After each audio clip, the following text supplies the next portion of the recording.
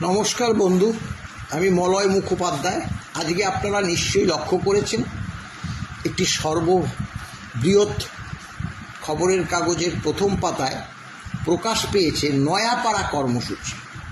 বিদঘুটে সব কর্মসূচি, এর মধ্যে আবার নয়াপাড়া কর্মসূচি।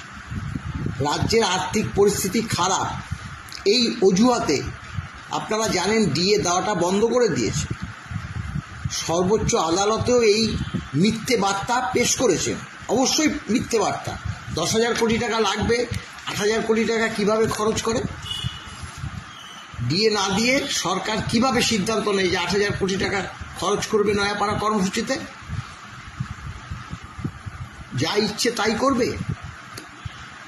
টাকাগুলো কি হরিণ লুটের মতো বিলোবে? এরপরে আছে দুর্গাপুজোর আর্থিক অনুদান, সেখানেও 1 লক্ষ টাকা দেবে বলেছে। যাই হোক, আপনারা সকলেই জানেন আগামী 4 আগস্ট 2025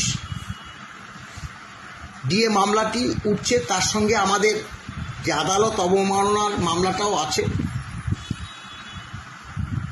আশা করছি ওই দিন অবশ্যই সর্বোচ্চ আদালত ডিএটা যাতে দিতে বাধ্য হয় সেই ধরনের